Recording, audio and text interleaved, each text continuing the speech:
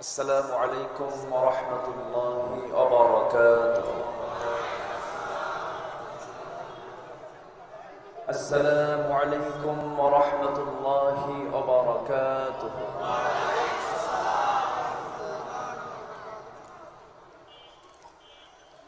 إن الحمد لله الأكرم الذي خلق الإنسان وكرم وعلمه من البيان ما لم يعلم، فسبحان الذي لا يحصى امتنانه باللسان ولا بالقلم. نشهد أن لا إله إلا الله وحده لا شريك له، ونشهد أن سيدنا وحبيبنا ومولانا محمدا عبده ورسوله،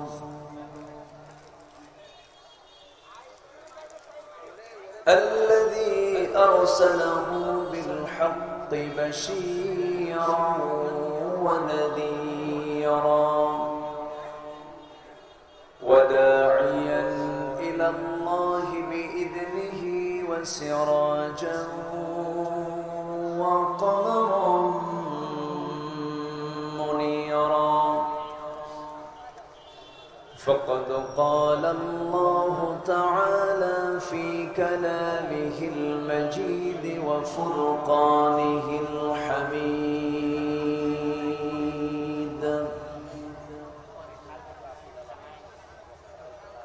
أعوذ بالله من الشيطان الرجيم.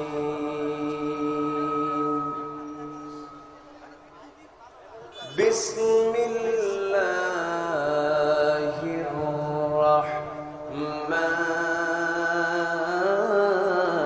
الرحيم.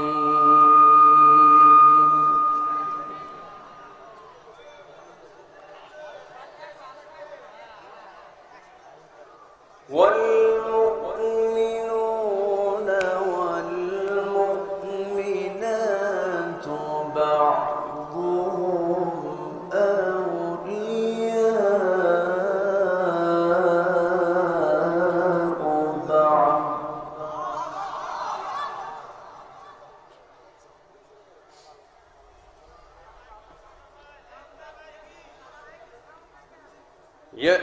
يأمرون بالمعروف وينهون عن المنكر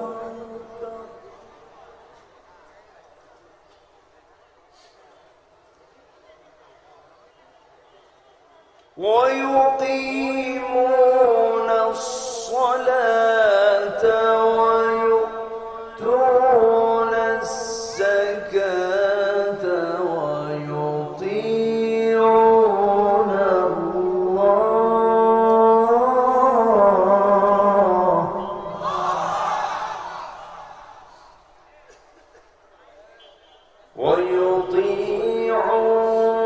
الله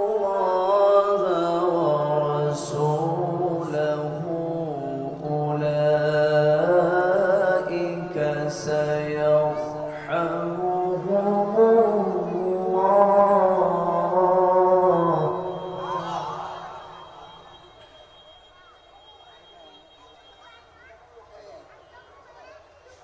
إن الله عزيز حكيم.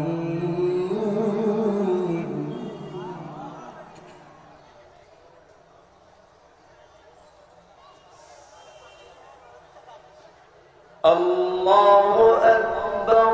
بسم الله الرحمن الرحيم.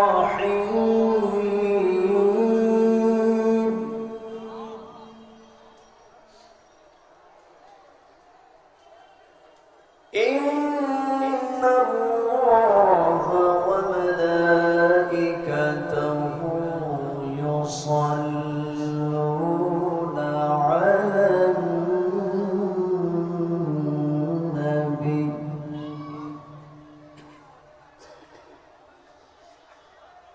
يا أيها الذين آمنوا صلوا عليه وسلموا تسليما اللهم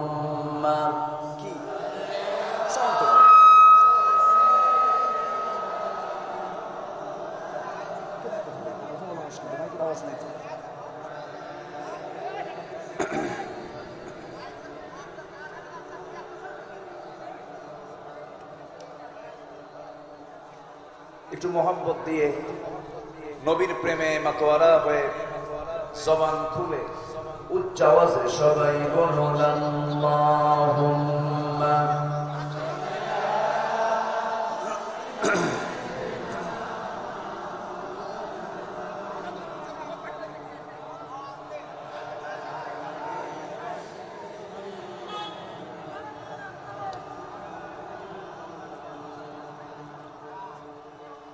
রসুল আমার আলোআশা, রসুল আমার ভালোবাসা, রসূল আমার প্রেম বিরহের মূল আলোচনা, রসূল আমার কাজে কর্মে অনুপ্রেরণা আল্লাহুম্মা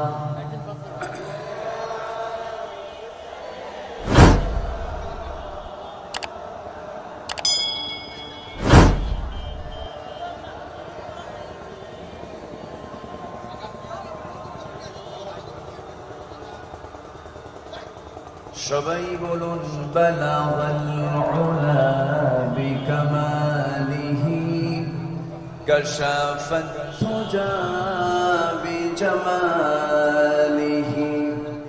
হাসুনাত জামিউ খিসালিহি সাল্লু مشرقي حبي محمد مطلع ديوان ما مطلع خورشید سقاس سینه سوزان ما بلغ العلا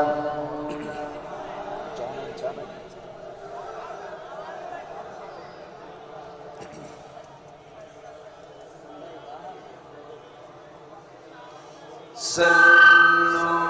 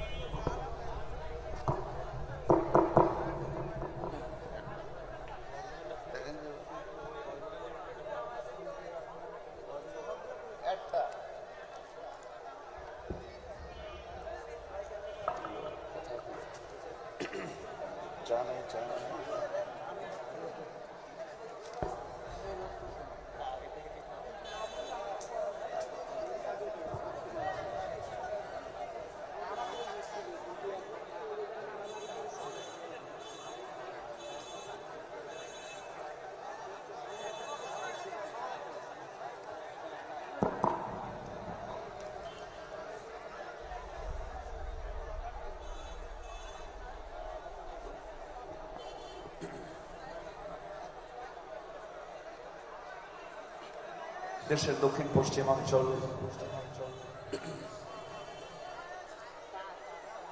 খুলনা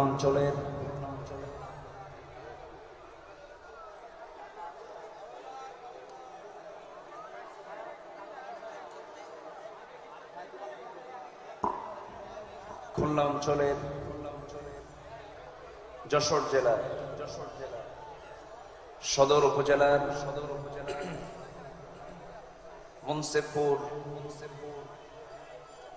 পশ্চিমপাড়া এলাকাবাসী মাহফিল ইন্তেজামি কমিটি কর্তৃক আয়োজিত দিনের বেলায় অনুষ্ঠিত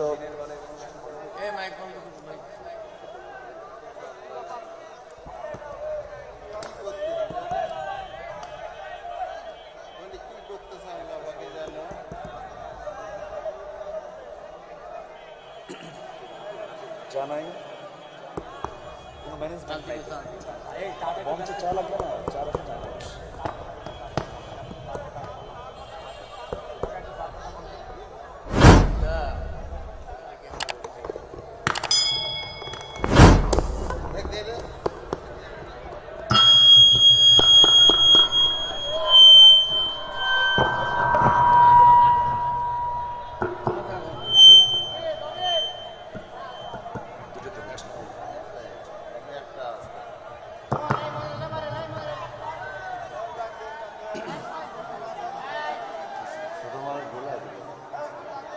সম্মানিত হাজিরিন, আজকের এই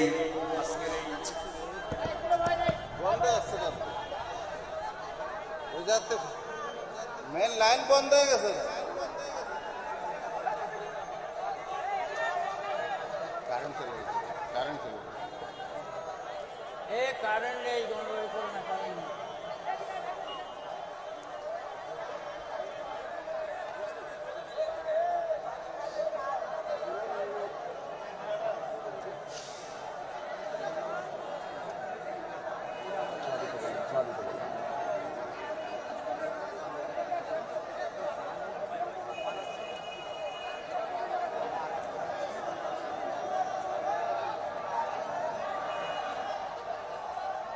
বসেন বসেন, 2 মিনিট 2 মিনিট।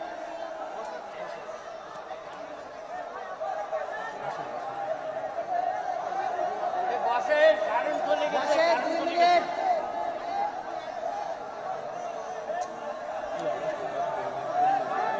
এত বড় আয়োজনে মাইক এরকম করলে হয়?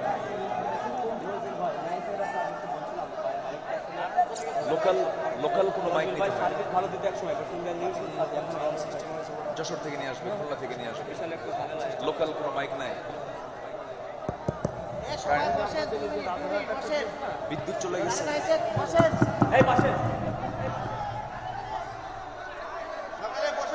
সম্মানিত হাজিরিন,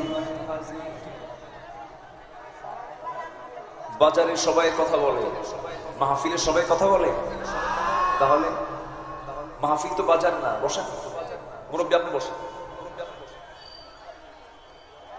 আজকের এই প্রোগ্রামের সম্মানিত বরেণ্য সভাপতি জনাব শেখ মুজিবুর রহমান, আজকের প্রোগ্রামের বরেণ্য প্রধান অতিথি বিশিষ্ট রাজনীতিবিদ জনাব আনোয়ার হোসেন বিপুল ভাই, সম্মানিত চেয়ারম্যান মহোদয় জনাব লুৎফুর রহমান ধাপক সাহেব, উপস্থিত হাজরাত উলামায়ে কেরাম, ফদলায়ে ইসলাম, সুশীল সমাজ, জাতির শ্রেষ্ঠ সন্তান, শিক্ষক মন্ডলী, জাতির বিবেক সাংবাদিক বৃন্দ, প্রশাসনের দায়িত্ব নিয়োজিত কর্মকর্তা বৃন্দ, সামনে উপস্থিত আজকের মাহফিলের প্রধান আকর্ষণ, দূরে ও কাছে বিভিন্ন স্থান থেকে ছুটে আসা তাওহীদের পতাকাবাহী, কালেমার ঝান্ডাবাহী, দ্বীন ইসলামের নরসারদুল বীর মুজাহিদ, প্রাণ প্রিয় সম্মানিত দ্বীনী ভাইরা, আড়ালে বসে আছেন শ্রদ্ধেয়া সম্মানিতা মা বোনেরা, আলোচনার সূচনায় আনুষ্ঠানিকতার মধ্য দিয়ে আমার পক্ষ থেকে আবারও দিল খোলা সালাম, আসসালামু আলাইকুম ওয়া রাহমাতুল্লাহি তাআলা ওয়া বারাকাতুহু।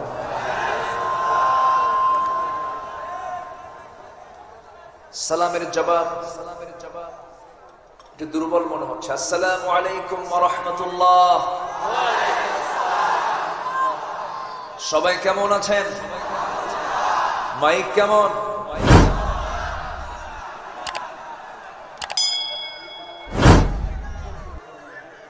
সম্মানিত হাজিরিন, না ভালো, আমরা মন্দ না বলি, মেশিন তো সেটিং এ কোনো প্রবলেম হতে পারে। আমরা দোয়া করি যেন ঠিকঠাক মতো যেন শেষ পর্যন্ত থাকে। জোরে বলি ইনশাআল্লাহ। একটু ধৈর্য ধরেন, কারণ এতগুলো মানুষের ধমক যদি একজন খায়, ও কি বাঁচবে কোন? ওর প্রতি দিকে দয়া তো করা দরকার। সম্মানিত হাজিরিন, এই ভুল তো মূলে ভুল, শুরুতে ভুল হয়েছে, এখন তার বলে লাভ নেই। সম্মানিত হাজিরিন, সারাদিন ব্যস্ত ছিলাম আমরা, কিন্তু এখনো ব্যস্ততা কাটেনি। বিভিন্ন কাজে ব্যস্ত থাকার কথা ছিল, কিন্তু সকল ব্যস্ততাকে স্থগিত করে কোরআনের টানে, জান্নাতের বাগানে যিনি আমাকে আপনাকে এমন সুন্দর একটা আয়োজনে শামিল হওয়ার তৌফিক দিলেন, শুকর আদায় করছি। মুহাব্বাতান, জোরালো কণ্ঠে বলে উঠছি আলহামদুলিল্লাহ। আবারও বলছি আলহামদুলিল্লাহ। চিৎকার মেরে বলছি আল্লাহুম্মা ইন্নী আসআলুকা আল হুদা ওয়াত তুকা ওয়াল আফাফা ওয়াল গিনা।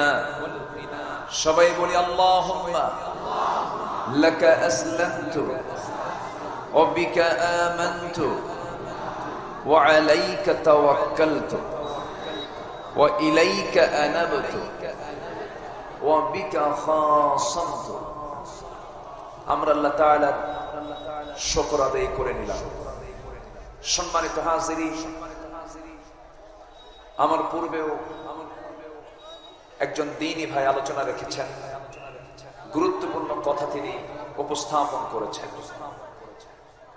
আমরা খুব বেশি সময় পাবো না, অল্প সময় অনেকগুলো কথা, কিছু রস, কিছু নির্যাস আমি দেওয়ার চেষ্টা করছি। এই পৃথিবীর সেরা ভাষণ দিয়েছিলেন মুহাম্মদ সাল্লাল্লাহু আলাইহি ওয়াসাল্লাম। তার যে সুন্দর ভাষণ পৃথিবীর কেউ দিতে পারবে, কিন্তু তার ভাষণটা ছিল দীর্ঘ নয়, নাতি দীর্ঘ। তিনি যা বলেছিলেন বিদায় হজের ভাষণে, শ্রেষ্ঠ ভাষণ তিনি দিয়েছেন। এমন ভাষণ পৃথিবীর আর কেউ দিতে পারবে না। সে ভাষণটার মেয়াদ ছিল, টাইম ছিল মাত্র 20 থেকে 25 মিনিট। তাহলে এখন বলুন, মূল কথা বলার জন্য কি সময় বেশি লাগে? সম্মানিত উপস্থিতি, আমি আলোচনার সূচনায় কোরআনে কারীমের গুরুত্বপূর্ণ একটি সূরা, প্রথম দিকে 9 নম্বর সূরা একটা আয়াত আমি তেলাওয়াত করেছি।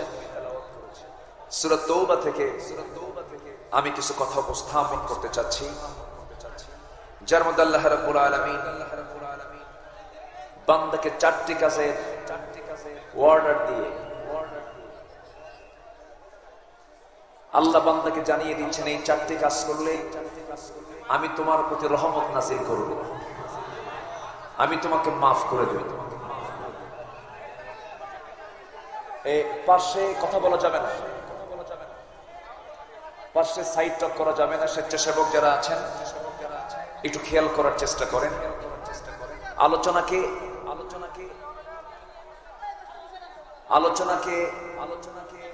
বাস্তবায়ন করার জন্য সবার ভিতরে শৃঙ্খলার দায়িত্ব আছে না নাই? আসতে বলবেন না, আছে না নাই? এই জায়গায় যিনি বেয়াদবি করবেন, আমি আমার ভাষাই বলবো না, কোরআনের ভাষাই বলছে, সে হচ্ছে পৃথিবীর সবচেয়ে বড় বেয়াদব। মাহফিলে শিষ্টাচার বহির্ভূত কোনো আচরণ করা যাবে না। এতগুলো মানুষ আমরা এসেছি কোন ব্যক্তির কথা শুনতে না, মূলত এসেছি আমরা কার কথা শুনতে? আসতে বলবেন না, কার কথা শুনতে? সবচেয়ে সুন্দর কথা কার? সবচেয়ে মহা সত্য কথা কার? ওয়ামান আসদাকু মিনাল্লাহি কিলা। সবচেয়ে মহা সত্য কথা কে বলে? আল্লাহ বলেন। আর সকল সত্য কথাগুলো আল্লাহ কোন কিতাবে দিয়েছেন? কোরআনে দিয়েছেন। কোনো কিছু কি বাদ পড়েছে? আমার বন্ধুগণ,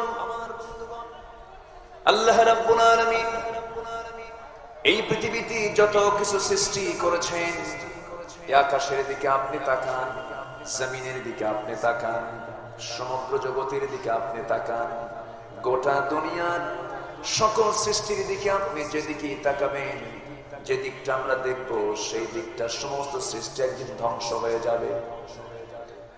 এই আকাশ একদিন থাকবে না, ওই সূর্য একদিন থাকবে না, ওই আকাশের সৌরজগৎ থাকবে না, সমুদ্র জগৎ থাকবে না, সৃষ্টি জগতের কোনো কিছুই থাকবে না। প্রাণ যার আছে, মরণ তার আছে, কোনো কিছুই থাকবে না। আল্লাহ রাব্বুল আলামিন কোরআনে কারীমের ভিতরে সুন্দর করে বলছেন, বান্দাকে জানিয়ে দিচ্ছেন, বান্দা তুমি এগুলো একটু পড়ো, বোঝার চেষ্টা করো, কিসের স্বপ্ন, কিসের রঙিন স্বপ্ন তুমি দেখো। এই আকাশে একদিন থাকবে না, তুমি কি রঙিন স্বপ্ন দেখো?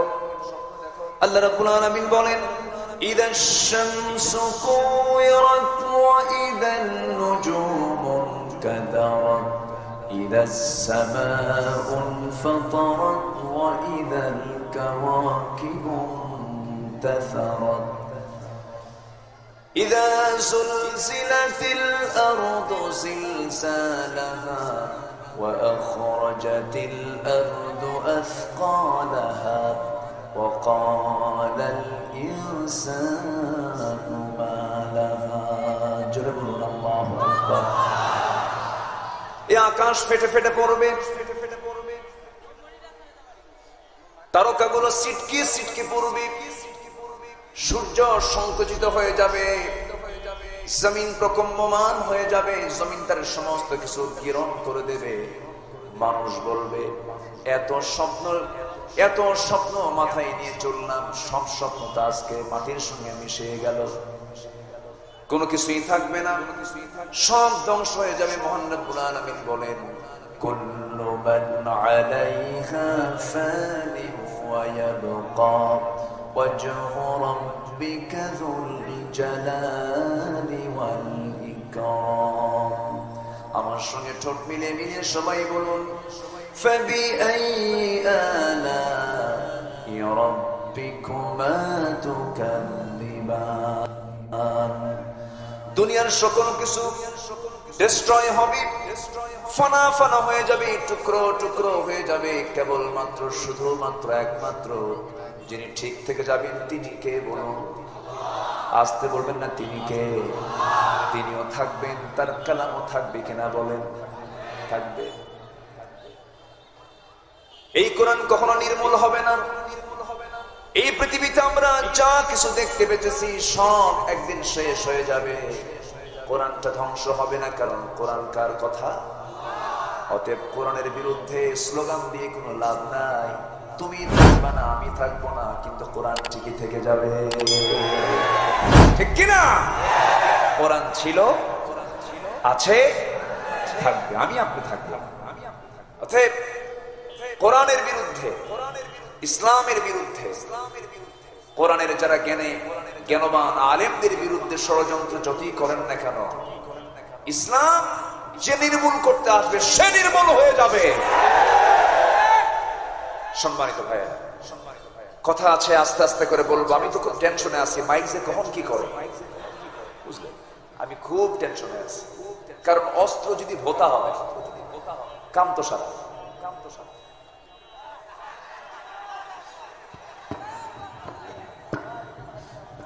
আচ্ছা, সম্মানিত ভাইয়েরা, একটু আমার দিকে তাকান।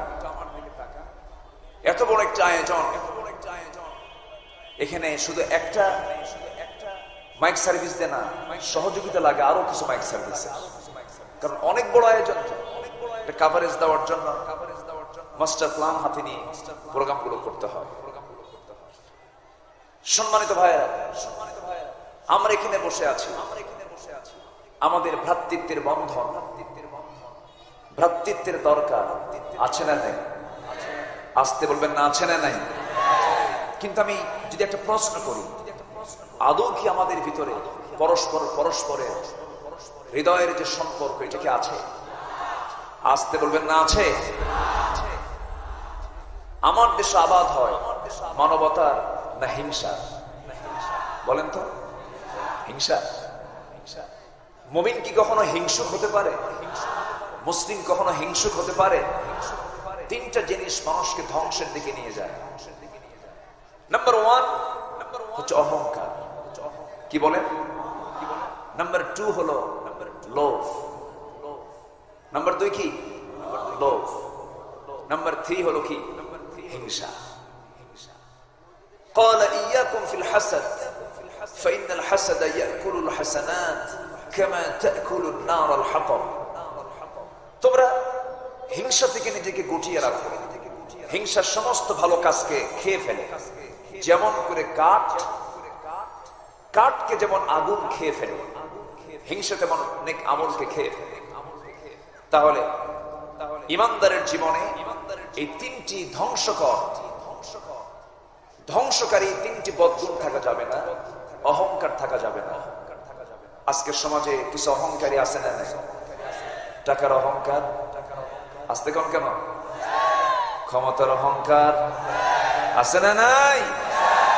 চেয়ারে বসে মাস্টার প্ল্যান করে, কত স্বপ্ন আঁকে, আমি তো বিশাল পদে আছি, কিন্তু চেয়ার কি কোনো বান্দা না আল্লাহ? কুরসিয়ুন মানে কি? আয়াতুল কুরসি। কুরসিয়ুন মানে কি?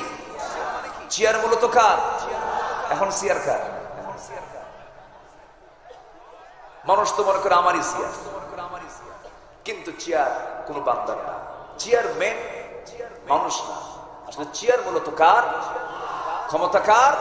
আল্লাহ। এই চিন্তা যদি আজকে লালন হতো, এই মানসিকতা যদি আজকের সমাজের প্রতিটি মানুষের ভিতরে গড়ে উঠত, ক্ষমতার মিউজিউজ হতো না, অহংকার হতো না, দাপট দেখাতে পারতো না,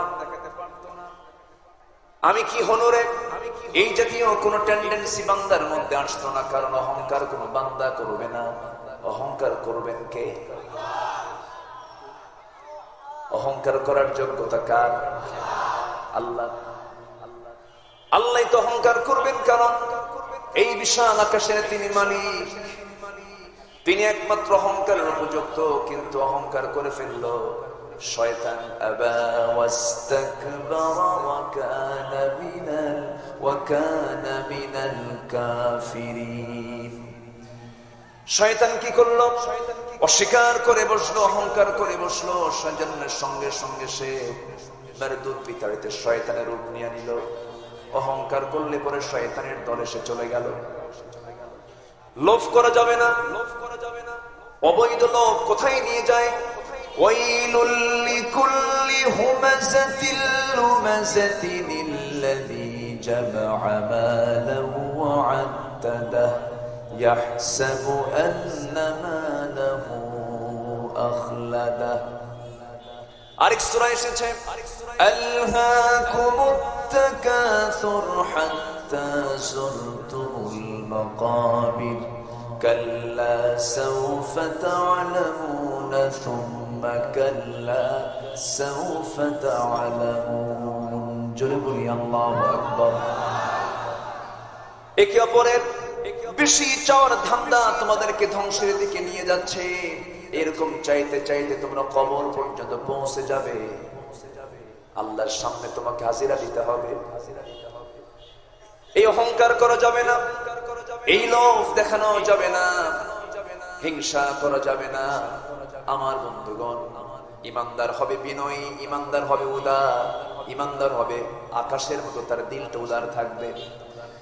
রহমানের বান্দারা কেমন হবে? ওয়াইবাদুর রাহমানিল্লাযীনা ইয়ামশুনা আলাল আরদি হাওয়ানাও ওয়া ইযা খাতাবাহুমুল জাহিলুনা ক্বালু সালামা। রহমানের যারা বান্দা হবে তারা বিনয়ী হবে, তাদের চলাফেরা, কথাবার্তা, আচার আচরণ সব হবে অত্যন্ত মার্জিত, খুব সুন্দর সুরুচিপূর্ণ তাদের আচরণ হবে। তাদের ব্যবহার, লেনদেন, সমস্ত কিছুতে বোঝা যাবে সে ইমানদার। কিন্তু আজকে কেমন যেন একটা পরিবেশ আমরা পেয়ে যাচ্ছি, আমরা যখন মঞ্চে উঠি একটা শ্রেণীর গায়ে মনে হয় বিশাল টেনশন সৃষ্টি হয়। হুজুর কি যেন কয়। আমি তো এই যে মঞ্চে দাঁড়িয়েছি, আল্লাহর কসম করে বলি, আমি তো আমার মস্তিষ্ক প্রসূত নিজের মন গড়া কোনো কথা বলবো না। তবে এটা সত্য, জালিমের পক্ষে কোনো কথা আমার যাবে না, মাজলুমের পক্ষে আমরা কথা বলে যাব। আমাদেরকে দমানো যাবে না। কেন যাবে না জানেন? ফেরাউনের বিরুদ্ধে প্রতিরোধের ঝড় যে মুসা তুলেছিলেন, সেই মুসার উত্তরসূরি হচ্ছে আমরা, ঠিক কিনা? যে ইব্রাহিমকে আগুনে নিক্ষেপ করে ওই ইমান থেকে ছুটানো যায় নাই, সেই ইব্রাহিমের সন্তান হচ্ছে আমরা। যদি থেমে যায়, মুনাফিকের কাতারে নাম অন্তর্ভুক্ত হয়ে যাবে। অতএব আমরা জালিমের পক্ষে না মাজলুমের পক্ষে? মাজলুমের পক্ষে আমরা কথা বলবো। জোরে বলি ইনশাআল্লাহ, আর জোরে বলি ইনশাআল্লাহ। মঞ্চে একজন আলোচক একজন আলেম কথা বলবেন, আর আরেকজন এসে ধমকাবে, এটা কি আমরা সহ্য করবো নাকি? আমরা সহ্য করবো? সম্মানিত হাজিরিন, কেমন যেন কেউ আজকে কাউকে দাম দিতে চায়, সম্মান করতে চায় না। সন্তান তার বাপকে ধমকায়, ছেলে তার মাকে ধমকায়, মসজিদের ইমাম মুসল্লিকে ধমকায় না মুসল্লি ইমামকে ধমকায়?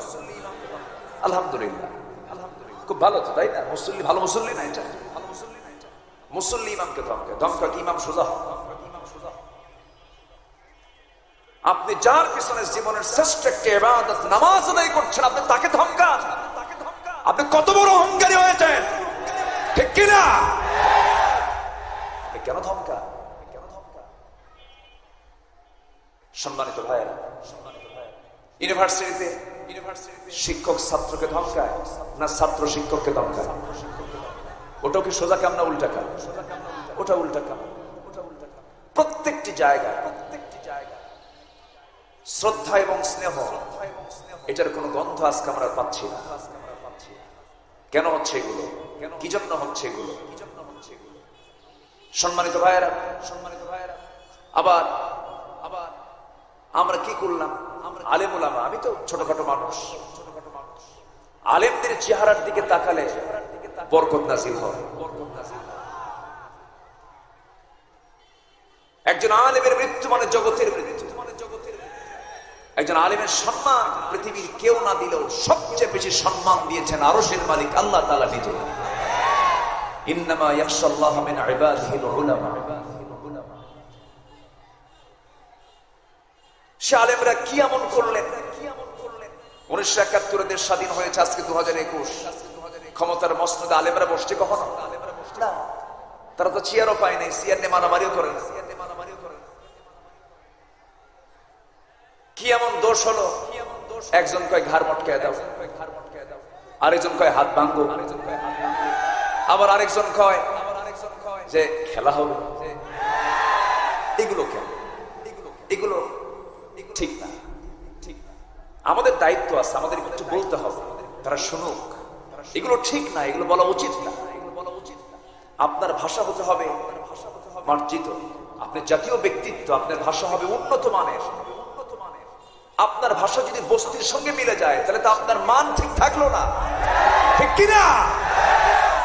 কথা বলতে হবে অত্যন্ত ভেবে চিন্তে। কথা আগে না চিন্তা আগে? কথা আগে না চিন্তা আগে? আগে চিন্তা। আমার ভাইয়েরা, একটু কান লাগান, মনোযোগ দিয়ে শোনার চেষ্টা করি। এই যে একটা শত্রুতা, এই যে একটা অহংকার, লোভ, হিংসা কাজ করছে আজকে সমাজে, এগুলো বন্ধ করার জন্য আল্লাহ রাব্বুল আলামিন আগেই বান্দাকে বলছেন, আগেই নামাজ না, আগেই রোজা না। প্রথম কাজ হলো তোমার কি? সূরা তাওবার 71 নম্বর আয়াতে মহান রাব্বুল আলামিন বলেন, والمؤمنون والمؤمنات بعضهم أولياء بعض يأمرون بالمعروف المعروف وينهون عن المنكر ويقيمون الصلاة ويؤتون الزكاة ويطيعون الله ورسوله أولئك سيرحمهم الله إن الله عزيز حكيم জোরে বলুন আল্লাহু আকবার। মুমিন পুরুষ এবং মুমিনা নারী তারা পরস্পরের বন্ধু, তারা একে অপরের বন্ধু হবে, শত্রু তারা হবে না।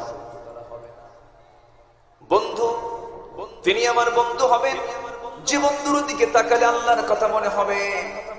বন্ধু নির্বাচন করতে গিয়ে 5টা শ্রেণী কখনো বন্ধু হতে পারে না। কয়টা শ্রেণী বলুন?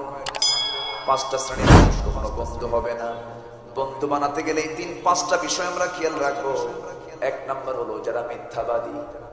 যারা কি মিথ্যাবাদী কখনো বন্ধু হতে পারে না। আমার দেশে মুসলমান মিথ্যা কথা কয় না, মিথ্যা কথা বলে। আমার ভাইয়েরা, নাম্বার 2 হলো আহম্মক। যারা বোকা মানুষ, যারা মূর্খ মানুষ, তাদেরকে বন্ধু বানাতে গিয়ে আপনারও বড় বিপদে পড়ে যাবেন। মূর্খ কখনো বন্ধু হতে পারে না, মিথ্যুক কখনো বন্ধু হতে পারে না। নাম্বার 3, কৃপণ লোক কখনো বন্ধু হতে পারে না। কৃপণতা হচ্ছে শয়তানের কাজ। কৃপণ যদি আপনি বন্ধু বানান বিপদে পড়বেন, সে মহা কৃপণ হয়ে যাবে। মিথ্যাবাদী, আহম্মক, কৃপণ। নাম্বার 4 হলো কাপুরুষ, কখনো বন্ধু হতে পারে না। যখন কোন ঝড় ঝাপটা আসলো আপনার উপরে, কাপুরুষ যে ভীরু পুরুষ যখন দেখবে মারামারি লাগছে, হয়তো একটা অন্যায় জুলুম করতেছে আমার বন্ধুর উপর, আমি কাপুরুষ, আমি তুই আমার চাচা, আপন প্রাণ বাঁচা। এরকম লোক কিছু আছে না ভাই? ভীরু মানুষ, কৃপণ মানুষ, আহম্মক মানুষ, মিথ্যাবাদী মানুষ কখনো বন্ধু হবে না। নাম্বার 5 হলো যারা ফাসিক, যারা পাপিষ্ঠ, যারা পাপের কাজে নিজেকে জড়িয়ে দেয়। যে পাপ করবে তার মধ্যে কোনো কমন সেন্স থাকবে না, তার কাছে কোনো দূর আর কাছে কেউ সবকিছু তার কাছে সমান মনে হবে। এই পাপিষ্ঠ লোকগুলো কখনো বন্ধুর আওতায় পড়বে না।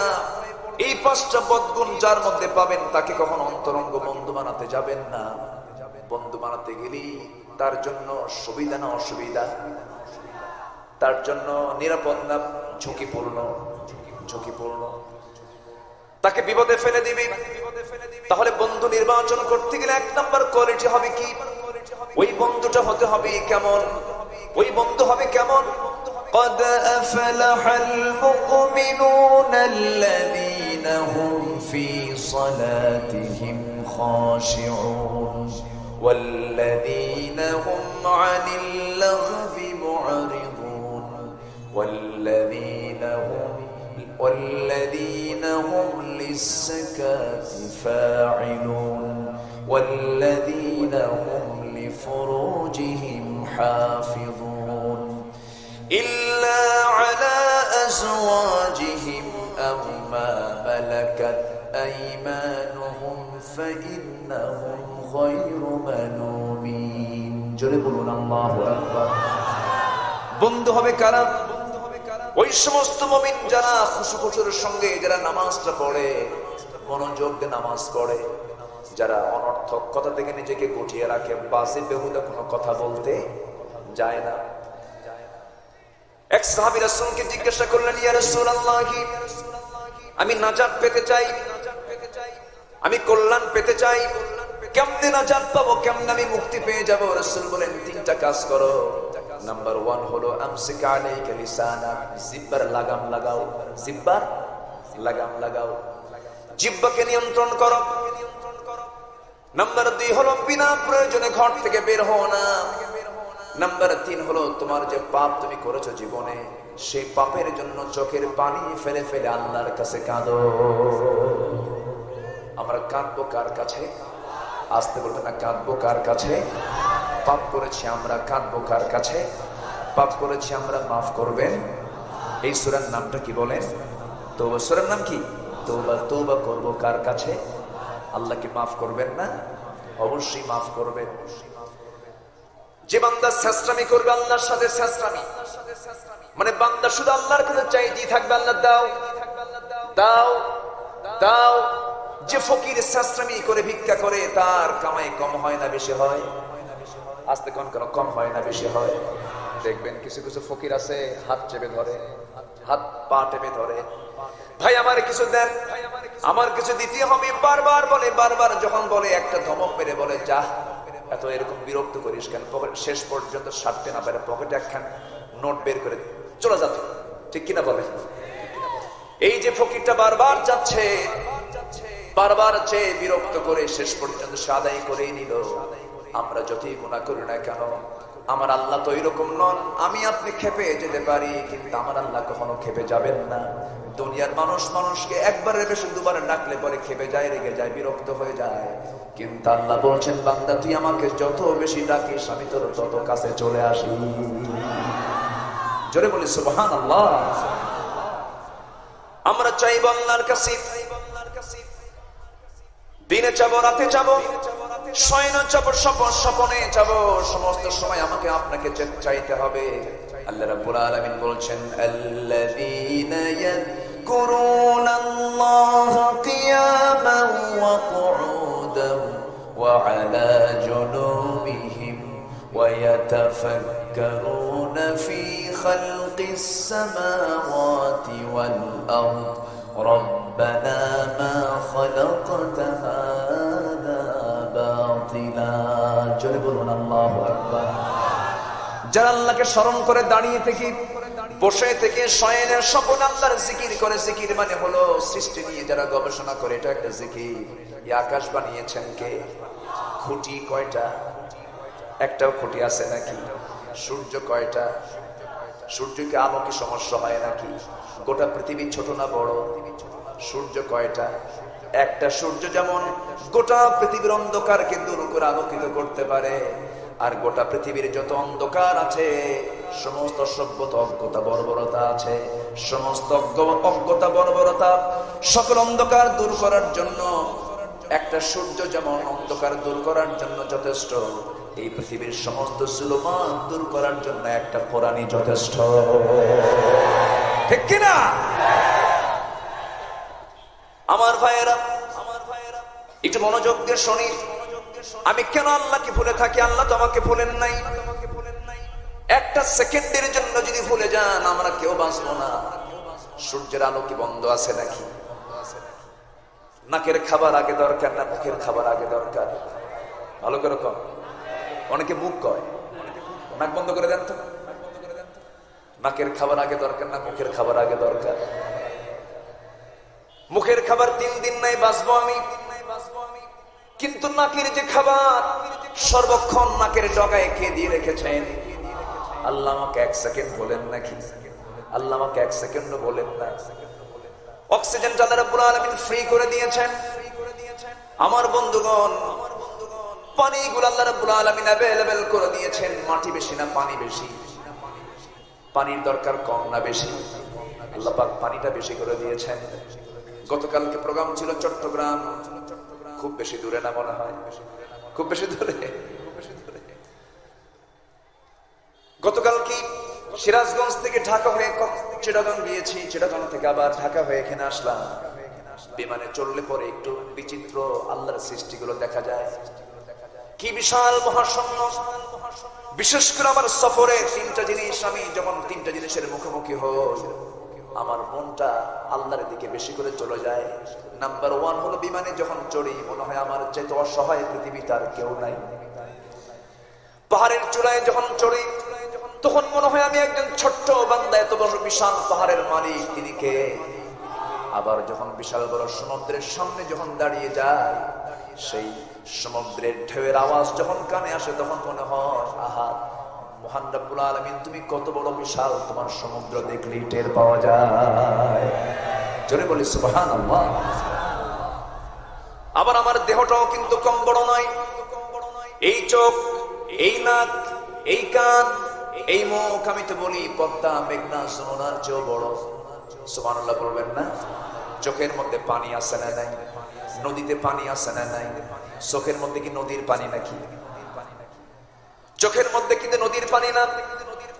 চোখের মধ্যে যে পানিটা আছে এটা টিউবওয়েলের মতো পানি না, এরকম মিনারেল ওয়াটারের মতো ওয়াটার নয়।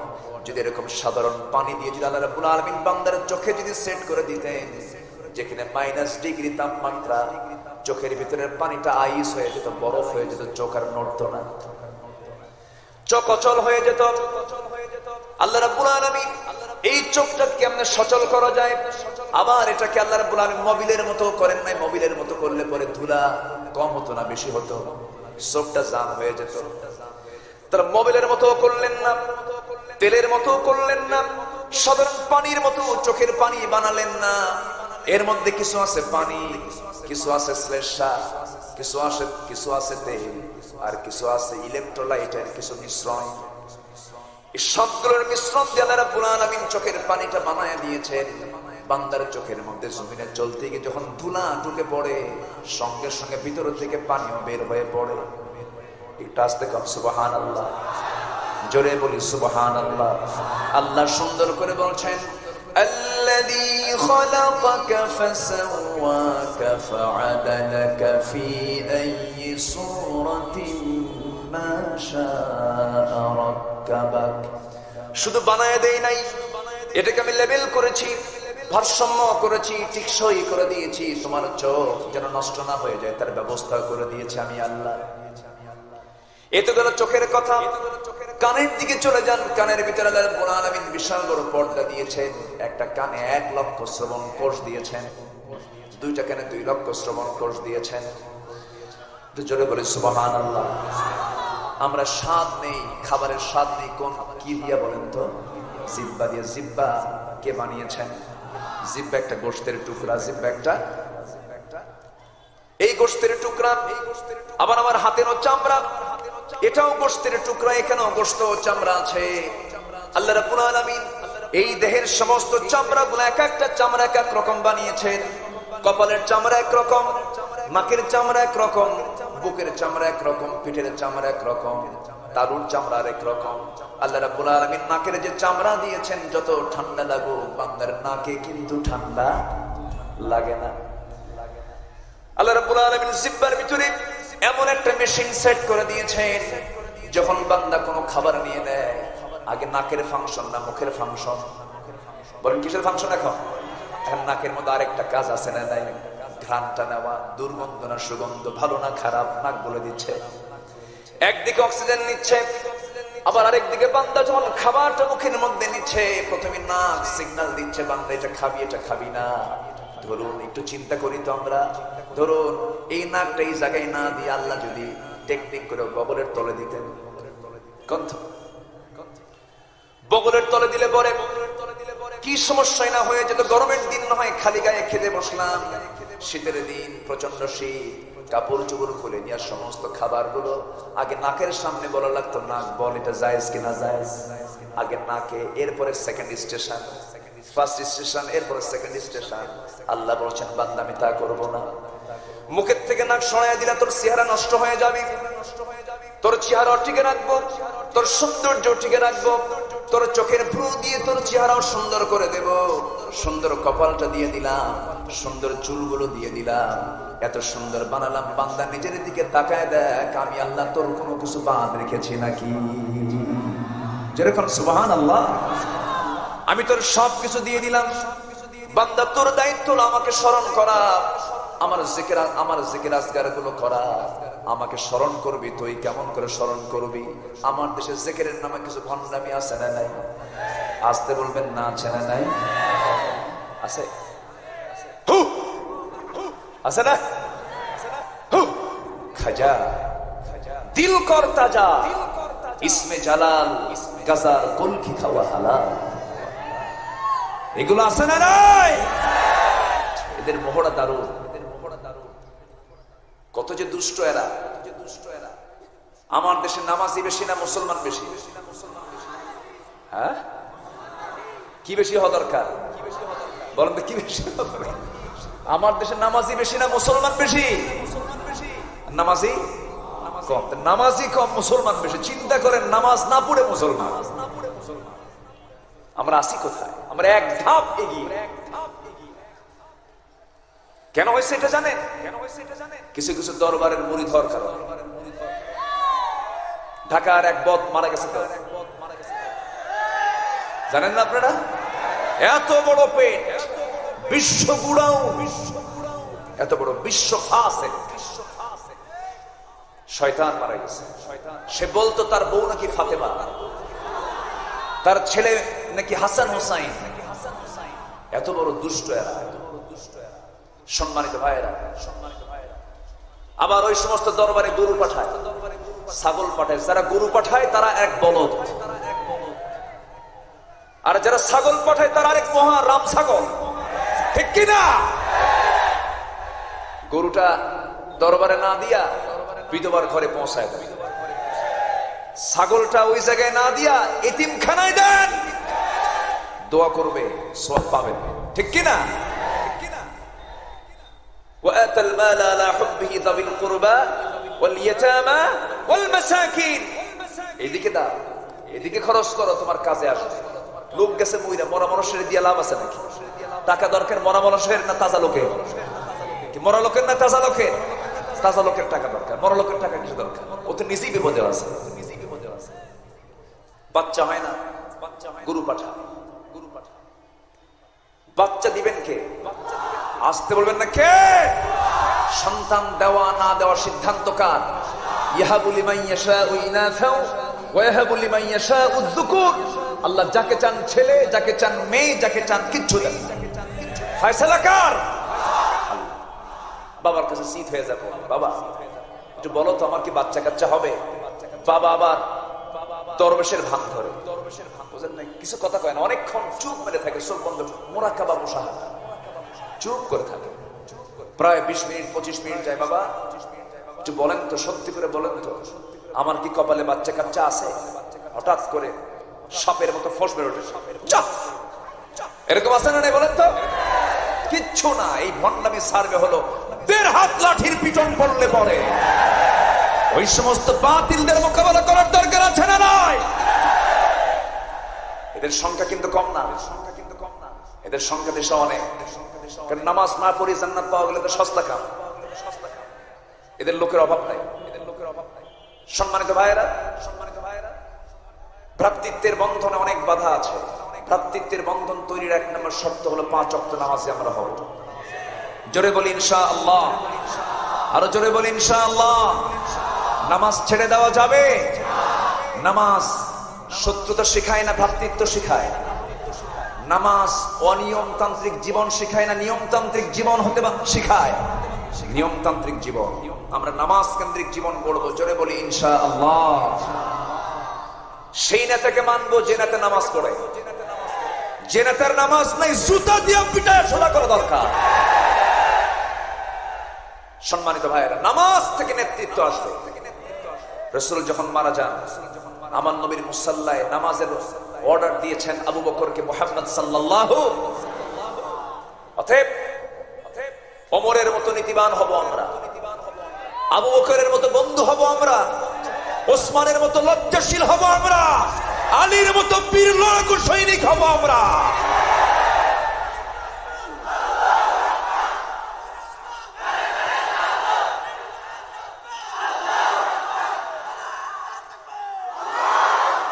সম্মানিত ভাইয়েরা, আমার রাসূল যখন খুব অসুস্থ, মুমূর্ষ অবস্থা, কাতরাচ্ছেন, নবীর পাশে শুধু ছিলেন তার স্ত্রী আম্মা জান আয়েশা সিদ্দিকা রাদিয়াল্লাহু তাআলা। তিনি বলেন, আমি নিজেকে ধন্য মনে করি, আল্লাহ পাক আমাকে 9টা বিশেষ শ্রেষ্ঠত্ব দান করেছেন। জোরে বলি সুবহানাল্লাহ। এর মধ্যে অন্যতম শ্রেষ্ঠত্ব হলো, আম্মা জান আয়েশা বলেন, রাসূল যখন অসুস্থ হয়ে পড়লেন, রাসূল আমার ঘরে তিনি আসলেন, এসে বলছেন, আয়েশা শরীরটা আমার ভালো না, আমি একটু বিশ্রাম নেব। বালিশটা গায়ে দিলেন আম্মা জান আয়েশা। বালিশ যখন গায়ে দিয়েছেন, রাসূল হাসি মেরে বলছেন, আয়েশা বালিশে মাথা রাখবো না, তোমার উরুটা বিছাই দাও, তোমার উরুতে মাথা রাখবো। নবীজি বউকে ভালোবেসেছেন কিনা বলেন? আমার বন্ধুগণ, আমার নবীজি এরপরে বলছেন, আয়েশা আমার কেমন যেন প্রচন্ড মাথা ব্যথা হচ্ছে। নবীজির শেষ সময় দুইটা রোগ ছিল, একটা হলো প্রচন্ড মাথা ব্যথা আর প্রচন্ড গায়ে জ্বর ছিল। নবীজি বলছেন আয়েশা মাথায় একটু পানি ঢেলে দাও। পানি ঢেলে দেওয়া হলো। আজান যখন বেলাল দিয়ে দিলেন, আমার নবীজি আজান শোনা মাত্র ইমানদার কি বসে থাকবে না, দৌড় মারবে মসজিদে দৌড় মারবে। হাইয়া আলাস সালাহ। ইমানদার অস্থির হয়ে যাবে আজান শুনলে পরে। আমার নবীজি আজান যখন শুনলেন বেলাল আজান দিচ্ছে, আমার নবীজি ওঠার জন্য চেষ্টা করলেন, উঠে দাঁড়ায়া মাথা চক্কর মেরে আবার পড়ে গেলেন। বলছেন আয়েশা বুঝতে পেরেছি আমার বুঝি জামাতে নামাজ আর হবে না, আমি আর জামাতে নামাজ আদায় করতে পারবো না। আজান বেলাল দিয়ে দিয়েছে, নামাজ তো চালু রাখতেই হবে। তোমার আব্বা আবু বকর, আমার প্রিয় সাহাবী আবু বকরকে বলে দাও আমার জায়গায় যেন আবু বকর নামাজটা আদায় করে নেয়, মানে আমার পরে ক্ষমতার চেয়ারে বসবে আমার আবু বকর। জোরে বলি সুবহানাল্লাহ। নেতৃত্ব আসলো নামাজ দিয়া। কি দিয়া বলেন? নামাজ দিয়া। নামাজ শুরু হয়ে গেছে। আমার নবীজি বলছে না আয়েশা আমাকে একটু জানালার কাছে নিয়ে যাও তো। জানালার কাছে নিয়ে যাওয়া হলো। আমার নবীজিকে ধরে ধরে জানালার কাছে যখন নিয়ে যাওয়া হলো, জানালার ফাঁকা দিয়া সাহাবীদের নামাজের দৃশ্যগুলো আমার নবীজি দেখছিলেন। আমার নবীজি মুস্কি মুস্কি হাসতেছেন, কিন্তু চোখের কোনা বেয়ে বেয়ে টপ টপ করে পানি পড়ে। নবীজির চোখের পানি আম্মা জান আয়েশা তার হাত দিয়ে মুছে মুছে দেন আর বলছেন ইয়া রাসূলুল্লাহ আপনি কাঁদেন কেন? আপনি কেন কাঁদেন? কি জন্য কাঁদেন আপনি? আপনার কান্না করার কারণটা কি ইয়া রাসূলুল্লাহ? আমার নবীজি বলছেন আয়েশা মানুষ কান্না করে দুইটা মুহূর্তে, একটা হলো চরম দুঃখের সময়, একটা চরম আনন্দের সময়। আমার যে আজকে কান্নার তুমি অবস্থা দেখতে পেতেছ, আমার যে চোখে পানি এসেছে, এটা আমার দুঃখের জন্য নয়, এটা আমার আনন্দের জন্য চোখের পানি বের হয়েছে। কেন আপনি কেন কান্দেন? কি হয়েছে? আপনার সাহাবীরা তো নামাজ পড়ছে। রাসূল বলছেন শোনো, শুধু নামাজ আদায় করতেছে না, শুধু নামাজ আদায় আমার সাহাবীরা করতেছে না, নামাজটা আজকে কায়েম হয়ে গেছে, সর্বত্র নামাজটা জারি হয়ে গেছে। এই নামাজ কায়েমের জন্য আমাকে মক্কার মানুষগুলো ঘাড় ধাক্কা দিয়ে আমাকে বের করে দিয়েছে। এই নামাজ কায়েমের জন্য তায়েফের মাটিতে আমাকে ফুল দিয়ে না বরণ করে আমাকে পাথর মেরে মেরে বরণ করে নিয়েছে, রক্তাক্ত করে দিয়েছে। এই নামাজ কায়েমের জন্য আমাকে উহুদের ময়দানে দন্দন মোবারক শহীদ করতে হয়েছে। আয়েশা আজকে সেই নামাজ কায়েম হয়ে গেছে, আমি আনন্দে চোখে পানি আটকাতে পারছি না, আমি কেঁদে ফেলছি, আল্লাহর শুকরিয়া আদায় করছি। আম্মা জান আয়েশা বলেন নবীজি আবার পড়ে যাওয়ার মতো হয়ে গেলেন। নবীজিকে আস্তে করে সেই জায়গা থেকে আবার বিছানায় শোয়া দিলাম, আমার উরুতে মাথা রাখলেন। এরপরে বলছেন আয়েশা আবার মুখটা কেমন যেন দুর্গন্ধ মনে হচ্ছে, মেসকের প্রয়োজন, একটা মেসক এনে দেওয়া যায় নাকি? আম্মা জান আয়েশা উঠবেন কেমনে? ওঠার তো কোনো সুযোগ নাই, কারণ তিনি তার মাথা তার কোলের মধ্যে রেখে দিয়েছেন। তার ভাই আব্দুর রহমানকে ডাক দিয়ে বলছেন ভাই আব্দুর রহমান একটা মেসক এনে দেওয়া যায় নাকি? মেসক একটা সংগ্রহ করা হলো। হযরত আয়েশা সিদ্দিক রাদিয়াল্লাহু তাআলা আনহা সেই মেসক চাঁতির মধ্যে নিলেন। আম্মা জান আয়েশা মনে মনে চিন্তা করলেন আহারে নবীজির শেষ সময়, মনে হয় তার চোয়ালের শক্তি কমে গেছে, মুমূর্ষু অবস্থা, মারা যাবেন যে কোনো সময়। আম্মা জান আয়েশা সেই সময় মেসক চাঁতির মধ্যে নিয়ে নিজেই চাবায়া চাবায়া নরম করে দিলেন, নরম করে দিয়ে নবীর হাতে তুলে দিলেন। নবীজি মেসক চাঁতের মধ্যে নিয়ে আম্মা জান আয়েশার দিকে তাকান আর মুস্কি মুস্কি হাসিলেন। মেসক দিয়ে আগে মেসক শুরু না করে, দাঁত পরিষ্কার শুরু না করে, মেসকের আগায় আম্মা জান আয়েশার মুখের থুতু কিছু ছিল, সেই থুতুগুলো লালাগুলো তিনি চুষে চুষে পান করছেন আর বলছেন আয়েশা আমি আমার সর্বশেষ শক্তি দিয়ে আমি তোমাকে একটু মহব্বত করার চেষ্টা করলাম। আমার নবীজি মেসকটা সম্পূর্ণ করলেন। মেসক সম্পূর্ণ করে বলছেন আয়েশা আমি যে কোনো মুহূর্তে দুনিয়া থেকে বিদায় হয়ে যাব, আমি যে কোনো মুহূর্তে মালাকুল মউত আমার কাছে চলে আসবে। আয়েশা আমার কলিজার টুকরা ফাতিমা কই, ফাতিমাকে একটু ডাক দাও তো। ফাতিমাকে দেখি না আমি কয়েকদিন ধরে। ফাতিমা কাঁদতে কাঁদতে শেষ হয়ে যাচ্ছেন, কারণ আমার নবীজির চারটা মেয়ের ভিতরে সবচেয়ে বেশি মহব্বত নবীর সঙ্গে ছিল কোন মেয়েটা? ফাতিমার। নবীজি যখন বললেন ফাতিমার কথা, দরজা খুলে নবীর সামনে দাঁড়ালেন ফাতিমা। নবীজিও কাঁদেন, ফাতিমাও কাঁদেন। রাসূল বলছেন ফাতিমারে কান্নার কোনো প্রয়োজন নেই, তুমি আমার কাছে চলে এসো। বুখারী শরীফের হাদিস। কানের মধ্যে মুখ ঢোকায় বলছেন ফাতিমা আমার মৃত্যু হবে, তোমারও মৃত্যু আমার পরপরই হবে। চিন্তা করো না, মানুষ মৃত্যুর কথা শুনলে পরে ভয় পায়, কিন্তু ইমানদার মৃত্যুর কথা শুনলে পরে আনন্দ পায়। যেরকম সুবহানাল্লাহ, মৃত্যুর মধ্য দিয়ে সরাসরি দিদার হয় কার সাথে? আসতে বলবেন না, কার সাথে? আল্লাহর সাথে। আমরা আল্লাহর সঙ্গে দিদার কি করতে চাই না? অবশ্যই করতে চাই। সবচেয়ে আমার আপনকে, সবচেয়ে আমার এক নম্বর বন্ধুকে আল্লাহ তাআলা। ফাতিমা রাদিয়াল্লাহু তাআলা সেই জায়গা থেকে বিদায় নিয়ে নিলেন। নবীজি মৃত্যুর প্রস্তুতি নিয়ে নিলেন। নবীজির সামনে মালাকুল মউত হাজির হয়ে যাবেন। এর আগ দিয়ে আমার রাসূল আস্তে করে আয়েশাকে ডাক দিয়ে বলছেন, ওরে আয়েশা শোনো, তুমি আমার সঙ্গে সর্বশেষ কথা বলতেছো, আমার পর আমার মৃত্যুর আগে আর কারোর সঙ্গে কথা বলার কোনো সুযোগ আমি পাবো না মনে হয় আয়েশা। আমি তোমাকে কয়েকটা কথা বলে যাই। আমি মৃত্যুর আগে আমার পরিবার নিয়ে, আমার সন্তানাদি নিয়ে, আমার সম্পত্তি নিয়ে, আমার কোনো কিছু নিয়ে আমি তোমাকে কোনো কিছু বলে যাচ্ছি না। আমার মৃত্যুর আগে আমি তোমাকে একটা কথাই জানিয়ে দিচ্ছি, আমার উম্মতকে আমার জীবনের শেষ লাস্ট বক্তব্য, লাস্ট মেসেজ জানিয়ে দেবে। আমার উম্মতরা ভ্রাতৃত্বের জন্য, মুহাব্বতের জন্য, আল্লাহর হক আদায় করার জন্য যেন 5 ওয়াক্ত নামাজ যেন না ছেড়ে দেয়। জোরে বলি সুবহানাল্লাহ। কিন্তু আজকে আমার দেশে মুসলমান বেশি না নামাজি বেশি? কেমন হলো কথা? মুসলমান নামাজি বেশি হবে। শুধু মুসলমান বেশি হলে চলবে না, নামাজি মুসলমান হতে হবে। কারণ যে মুসলমান নামাজ পড়ে না সে মুসলমান কি মুসলমান না ফাসিক? বলেন কি ফাসিক? ফাসিক কি কখনো বন্ধু হয় নাকি? কয় ধরনের বন্ধু বন্ধু বানানো যাবে না? 5 শ্রেণীকে। আমার ভাইয়েরা একটু মনোযোগ দিয়ে শোনার চেষ্টা করি। আজান তো এখন থেকে আর 10 মিনিট আগে হয়ে গেছে। আমরা একটু আজকে আউসাত অংশে নামাজটা পড়বো। জোরে বলি ইনশাআল্লাহ। না শেষ করে দেব? আর একটু চালাই। আমরা উম্মত হিসেবে তো উম্মতে ওয়াসাতা, মধ্যমপন্থী আমরা জাতি। আমরা আজকে নামাজটা আউয়ালেও না আখিরেও না, মাঝামাঝিতে আমরা নামাজটা পড়বো। জোরে বলি ইনশাআল্লাহ। জোরে বলি ইনশাআল্লাহ। বৃহৎ জামাত এখানে হবে। আজকে দেখা যাবে, দেখা হবে যে দেখি নামাজি আমরা কেমন হচ্ছি। জোরে বলি ইনশাআল্লাহ। হয়তো বলবেন হুজুর প্যান্ট ঠিক নাই, অনেকে বলবেন প্যান্ট ঠিক নাই, পেশাব করে পানি নেই। নাই, সমস্যা নাই। যদি আপনার বিকল্প কোনো পোশাক না থাকে, পানির ছিটা দিয়ে দিবেন, আপনার প্যান্ট ঠিক হয়ে যাবে। তবু দাঁড়িয়ে না পড়ো বসে, বসে না পড়ো শুয়ে, শুয়ে না পড়ো ইশারায়, পানি না পাও তায়াম্মুম করে নামাজ পড়ো। নামাজ বাদ দেওয়া যাবে না মুসলমান। আজকে যদি সেই নামাজ রাষ্ট্রীয় পর্যায়ে যদি কায়েম থাকতো, আনুষ্কা দিহানের ঘৃণ্য ইতিহাস বাংলার জমিনে রচিত হতো না। আফসোস লাগে, ঘৃণা লাগে, আনুষ্কার গোপনাঙ্গ নিয়ে টেলিভিশনে টক শো হয়। এটা কোনো কথা নাকি? সম্মানিত ভাইয়েরা, সম্মানিত বন্ধুগণ, সকল জেনা, সকল ধর্ষণ, সকল কিছু বন্ধ হবে কার বিধান জারি হলে? আসতে বলবেন না, কার বিধান জারি হলে? এই সূর্য কার? ওই আকাশ কার? এই জমিন কার? অথবা আমরা আইন মেনে চলবো কার? রাজি আছেন কারা কারা? হাত উঁচু করে দেখা।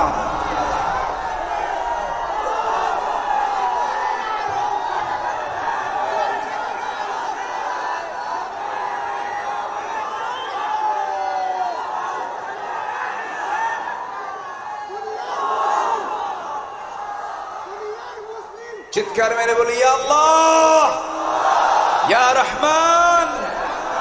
আমাদেরকে 5 ওয়াক্ত সালাত আদায় করার তৌফিক তুমি আল্লাহ দিয়া দাও। ইয়া আল্লাহ, আমাদেরকে শিরিক মুক্ত, বেদাত মুক্ত, কুফর মুক্ত জীবন গড়ার তৌফিক দাও। জোরে বলি আমিন, আরো জোরে আমিন। সম্মানিত ভাইরা, নামাজ ভ্রাতৃত্ব শিক্ষা, আমরা ভাই ভাই হব। জোরে বলি ইনশাআল্লাহ। মামলার পরিমাণ আগের চেয়ে এখন কম না বেশি? এটা ভ্রাতৃত্বের লক্ষণ, তাই না? এটা মহব্বতের লক্ষণ। উঠতেছে কেন? দোয়া করে দেব? ওঠে কেন? ওযু নাই সেজন্য নাকি? ওয়াজ শোনার শর্ত তো ওযু করা না। বসেন, আপনি উঠবেন, মাহফিলের সৌন্দর্য আপনার দ্বারা নষ্ট হবে, এটা আপনার ক্ষতি হবে। আপনি মাহফিলের কেন ক্ষতি করবেন? একটু মেহেরবানি করে বসুন। আমি একটু শক্ত করে বললাম, একটু বসুন, কেউ উঠবেন না। এতগুলো মানুষ নিয়ে যদি আমরা দোয়া করি, বাপ মার জন্য দোয়া নাই? রব্বির হামহুমা কামা রব্বায়ানি সগীরা, একসঙ্গে আমরা দোয়ায় শামিল হব। আপনি 1000 দিন চেষ্টা করেও এত মানুষ আপনি জোগাড় করতে পারবেন না, কেউ যাবেন না। বসুন, কোরআনের সৌন্দর্যে আমরা বসে আছি, বলি আলহামদুলিল্লাহ। আর 15টা মিনিট আমাকে সময় দিবেন। আমাকে যে টাইম দেওয়া হয়েছে আমি সেই টাইমের মধ্যে শেষ করার চেষ্টা করব। জোরে বলি ইনশাআল্লাহ। আল্লাহ বলছেন, মুমিন পুরুষ এবং মুমিনা নারী তারা হবে পরস্পর পরস্পরের শত্রু না বন্ধু? বন্ধু হবে। কেমন বন্ধু হবে? সাহাবীরা তার দৃষ্টান্ত ছিলেন। ইয়ারমুকের ইতিহাস সবার জানা আছে। জিহাদের ময়দানে যুদ্ধ করতেন, পিপাসার যন্ত্রণায় ছটফট করছিলেন 6 জন সাহাবী। কয়জন বলেন? 6 জন সাহাবী। একজনের কাছে পানি নিয়ে গেল একজন সেবক, 1 গ্লাস পানি নিয়ে বলছে, পিপাসার যন্ত্রণায় ছটফট করছে, এই গ্লাসটা আপনি পান করুন, এই পানি আপনি পান করুন। প্রথম জন বলে না, আমার যতটুকু তৃষ্ণা পাচ্ছে তার চেয়ে বেশি তৃষ্ণা তো দ্বিতীয় ভাই তার কাছে নিয়ে যাও। দ্বিতীয় জন বলে তৃতীয় জনের কাছে নিয়ে যাও। তৃতীয় জন বলে চতুর্থ জনের কাছে নিয়ে যাও। চতুর্থ জন বলে পঞ্চম জনের কাছে নিয়ে যাও। পঞ্চম জন বলে ষষ্ঠ জনের কাছে নিয়ে যাও। ষষ্ঠ জনের কাছে সেবক যখন চলে গেছে, ষষ্ঠ জন বলে না, ওই প্রথম জনের কাছে নিয়ে যাও, গ্লাসটা সে বেশি আমাদের চাইতে পিপাসায় আছে। এই গ্লাসটা নিয়ে যখন প্রথম জনের কাছে চলে আসছে সেবক, এসে দেখে প্রথম জন তৃষ্ণার যন্ত্রণায় ছটফট করতে করতে দুনিয়া থেকে বিদায় নিয়েছে। দ্বিতীয় জনের বিদায় হয়ে গেছে। একজন আর একজনকে প্রাধান্য দিতে গিয়ে 6 জনের শাহাদাত বরণ করলেন। কি পরিমাণ মুহাব্বত, কি পরিমাণ ভালোবাসা তাদের মধ্যে কাজ করেছিল। আমার বন্ধুগণ, তাদের ভ্রাতৃত্বটা এত গভীর ছিল যে স্বপ্ন পর্যন্ত তাদের এক হয়ে যেত। আমার নবীজির ইন্তেকাল হয়ে গেছে। ইন্তেকালের 2 বছর পরে হযরত ওমর ফারুকের শাসন আমল চলে। এমন সময় হযরত আলী একদিন ঘুমের ভিতরে স্বপ্নের মধ্যে দেখতে পেতেছেন আমার নবী তার সামনে হাজির হয়ে গেছে। দরজায় হাজির হয়ে সালাম দিয়ে বলছেন, আলী, দীর্ঘদিন যাবত তোমার সঙ্গে সাক্ষাৎ নেই, আজকে তোমার সঙ্গে সাক্ষাৎ করতে এসেছি। আমার নবীজি তার শিয়রে বসলেন। শিয়রে বসে আস্তে করে বলছেন, ওরে আলী, তুমি একটু মুখটা ফাঁকা করো। মুখটা ফাঁকা করলেন। 3টা আঙ্গুলে নবীজি তার ব্যাগ থেকে, টোপলা থেকে অনেকগুলো খেজুর থেকে একটা খেজুর বের করলেন। 3টা আঙ্গুলে তুলে নিয়ে বলছেন, আলী, মুখটা ফাঁকা করো, আমি তোমাকে একটু খেজুর খাওয়ায় দিই। তার মুখে একটা খেজুর তুলে দিলেন। হযরত আলী খেজুর মুখের মধ্যে নিয়ে স্বপ্নের মধ্যে খাচ্ছিলেন। ঘুমটা তার ভেঙে গেল। ঘুম থেকে জাগা পেয়ে দেখেন তাজা খেজুরের স্বাদ আলীর জিহ্বায় ফুটে উঠেছে। হযরত আলী আবেগ আপ্লুত হয়ে পড়লেন। ওযু বানালেন। তাহাজ্জুদের নামাজে দাঁড়িয়ে গেলেন। ইমানদার যারা হবে তাহাজ্জুদ পড়বে কিনা বলেন?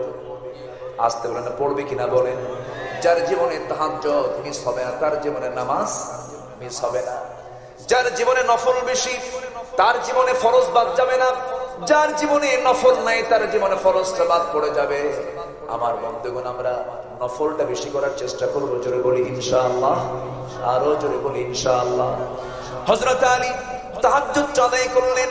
তাহাজ্জুদ শেষ করার পর চোখের পানিতে তিনি আল্লাহর শুকরিয়া আদায় করলেন। আযান যখন ফজরের হয়ে গেল, মসজিদের দিকে ছুটে আসলেন। মসজিদে যখন রওনা দিলেন, আযান শেষ হয়ে গেছে, ফরজ নামাজ যখন শুরু হয়ে গেছে। হযরত আলী এত বড় একজন সাহাবী হওয়ার পরও প্রথম কাতারে জায়গা পেলেন না, দ্বিতীয় কাতারেও জায়গা পেলেন না। তৃতীয় কাতারে ঠিক মাঝখান বরাবর তিনি দাঁড়িয়ে গেছেন। হযরত আলী মাঝখানে তিনি দাঁড়ানো। ওমর ফারুক রাদিয়াল্লাহু তাআলা তখন আমিরুল মুমিনিন, তিনি ইমামের মুসল্লায় দাঁড়ায় গেছেন। শাসক এবং ইমাম দুইজন না একজন? শাসক এবং ইমাম দুইজন না একজন? এটাই হলো মুসলমানদের ইতিহাস। অতএব আমরাও দেখতে চাই শাসক যিনি হবেন ইমামও তিনি হবেন, ঠিক কিনা? এটাই মুসলমানদের ইতিহাস। আমার ভাইয়েরা, হযরত ওমর নামাজ পড়াচ্ছেন। নামাজটা শেষ হয়ে গেল, সালাম ফিরলেন। সালাম ফেরার পর ডান দিকে তাকায় দেখেন কে যেন এক টোপলা খেজুর নিয়ে এসে হাজির হয়ে গেছে, হাদিয়া শুরু। ওমরে ফারুক কাউকে দায়িত্ব না দিয়া নিজেই তিনি বললেন, আমার হাতে খেজুরগুলো দিয়ে দাও। খেজুরগুলো নিয়ে তিনি বন্টন শুরু করে দিলেন। প্রথম কাপের সবার হাতে হাতে 2টা 3টা 4টা করে খেজুর দিয়ে গেলেন। দ্বিতীয় কাপেরা তাই করলেন। তৃতীয় কাপেরা যখন আলী যখন সামনে পড়ে গেলেন, আলীর আগের জনকে পর্যন্ত 2-3টা করে খেজুর তার হাতে দিয়ে দিলেন। এবার আলীর সামনে গিয়ে বলছেন, ওমরে ফারুক বলছেন, আলী মুখটা একটু ফাঁকা করো। মুখটা ফাঁকা করলেন। খেজুরের প্যাকেট থেকে অনেকগুলো খেজুর থেকে মাত্র একটা খেজুর হাতের মধ্যে নিয়ে 3টা আঙ্গুলে তুলে নিয়ে বলছেন, আলী মুখটা ফাঁকা করো। মুখটা ফাঁকা করলেন। বিসমিল্লাহ বলে একটা খেজুর তুলে দিলেন। এরপরে বলছেন, আলী খেজুরটা খেয়ে নাও। তিনি খেজুরটা খেয়ে নিলেন। মুসকি মুসকি হাসি মেরে আলী বলছেন, ভাই ওমর, আমার আগের জনকে 2-3টা করে খেজুর দিলেন, আপনি আমাকে একটা তো মুখে দিলেন কেন? ওমরে ফারুক কাঁদতে কাঁদতে বলছেন, আলী রে, তুমি ভেবেছো স্বপ্ন শুধু তুমি দেখেছো, তোমার স্বপ্ন আমি নিজেও দেখেছি। যেরকম সুবহানাল্লাহ, তুমি যে স্বপ্ন দেখেছো আমিও সেই স্বপ্ন দেখেছি। আলী, গত রাত্রে আমার নবীজি যদি তোমার চাই আমার নবীজি যদি তোমাকে একটার বেশি 2টা খেজুর খাওয়া দিতেন, আমি তোমাকে তাই খাওয়ায় দিতাম।